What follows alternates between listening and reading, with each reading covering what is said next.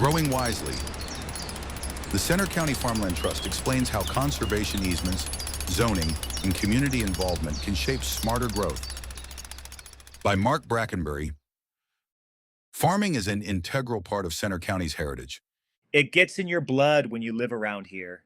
says Guss, president of the Center County Farmland Trust and the grandson of a dairy farmer. But as development pressures increase, the county has lost about 18% of its farm acreage in less than a decade.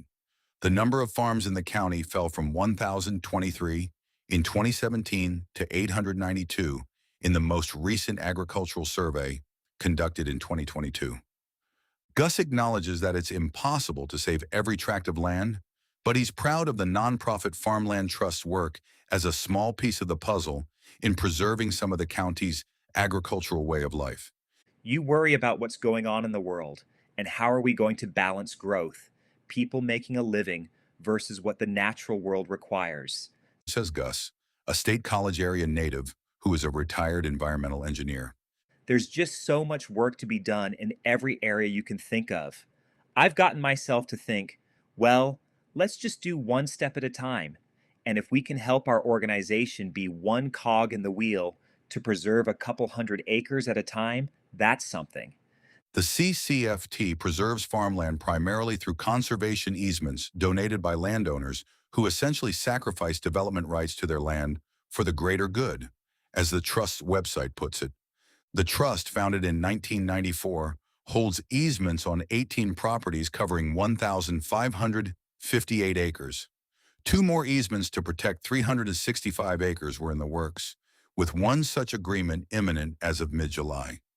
The all-volunteer board of the CCFT works in partnership with two other important pieces of the local farmland preservation puzzle: Clearwater Conservancy and the county's Purchase of Agricultural Conservation Easement, PACE program. Unlike the Farmland Trust, the state and county-funded PACE program is able to compensate landowners for the development rights they give up. Since 1989, PACE funds have been used to purchase 64 permanent agricultural conservation easements on 9,410 acres of farmland in the county.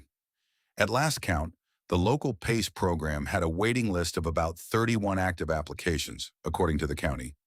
If it's really a prime piece of agricultural land in an area where there are other preserved farms, then chances are fairly good that they'll end up on the county program and get paid for the easement. Says Guss, who has served the CCFT since 2012 and as its president since 2021. So, we're picking up that group of people that really just want to preserve their land and don't need the money from the county to make that happen. The easement process is complex and expensive for the CCFT, requiring land surveys, legal documentation, and annual site visits to make sure terms of the easement are upheld. Even after a property has been sold, the easement stays with the deed. Funding comes from grants and private donations, including $13,305 through Center Gives this past year. Lisa Duchesne, who leads communications for the Farmland Trust, notes that the organization's updated website, centercountyfarmlandtrust.org, also offers other ways residents who don't own farmland can help with preservation. To Dan's point, you're not going to be able to preserve everything, but the website gives us an opportunity to say, hey, if this matters to you, pay attention to the zoning in your community, She says. There's a whole page on that website about how you can help preserve farmland. I always say zoning's not sexy, but it really, really matters.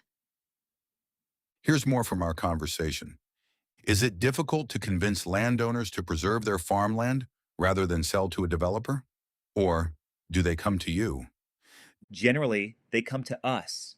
We're not selling them anything. We're helping them to preserve their land. We're always scouting and making sure people know about us. But I don't think it's our business to convince somebody or trick somebody into doing something like that. There are really enough people out there that are living on the land, and they are not necessarily farmers either. There are a lot of retired Penn State people and others. People that are living on the land like that, they've been there for a long time. They really love their land, and they don't really want to see it change. This is an instrument for helping that to happen. And of course, it is a big social good because it's really in everybody's interest to see open land and not have willy nilly development all over the place. With all the development that's been happening in Center County, are you feeling more pressure to preserve land now? Is it becoming more of a challenge? The pressure is that we know that in time development is going to come in. I personally don't worry about saving every piece of land because it's impossible. We just have to do what we can do and help save the land with willing owners. Are there certain areas in Center County that are feeling the most pressure now in terms of development of farmland? Anywhere in the valley here, but certainly anywhere on the edge of State College. But also, you're seeing it around Bellefonte, and Penns Valley is getting a little bit more pressure now, too. So, those are the areas where we have done a lot of preserving land. But really, anyone that's living on their land and wants to be sure that the land continues to be preserved, they could live anywhere in Center County. There's always a possibility where you're not in the growing areas that there's very poor or no zoning.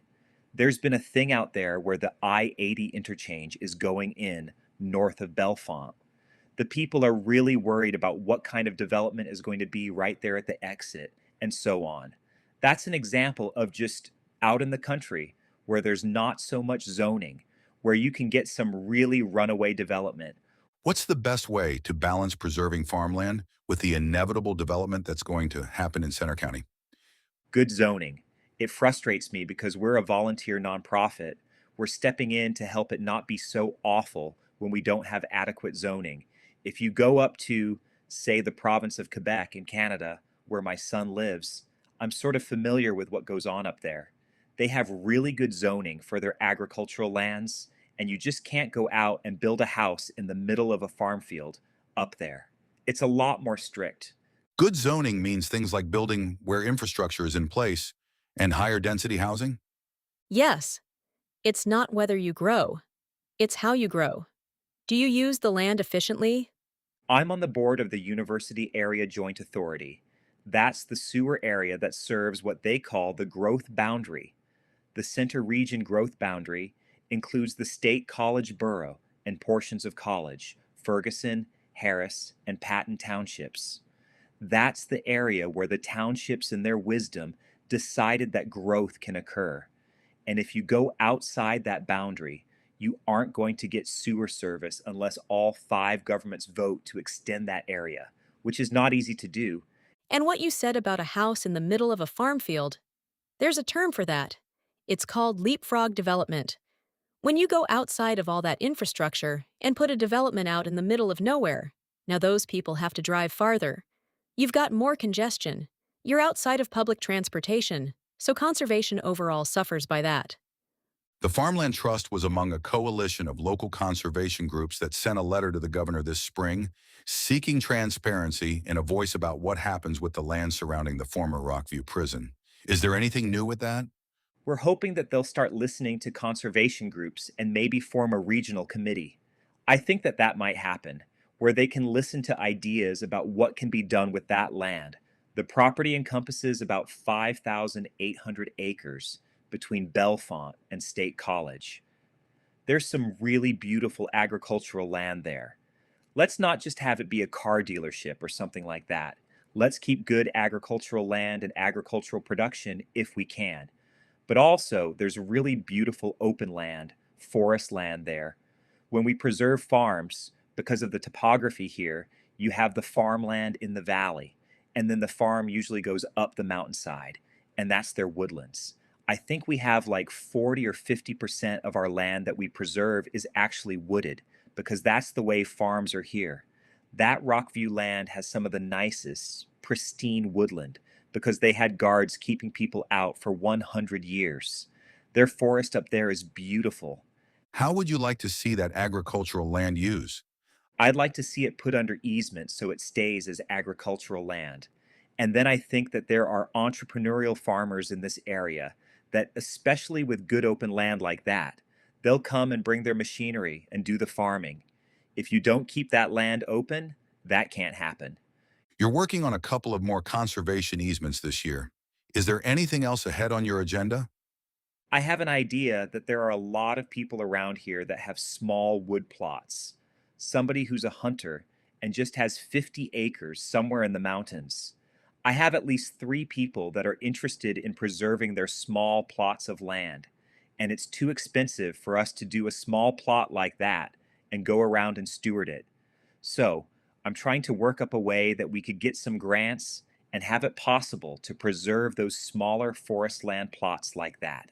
And then we have to always be ready when somebody's willing to preserve their farm to be able to come in and help them.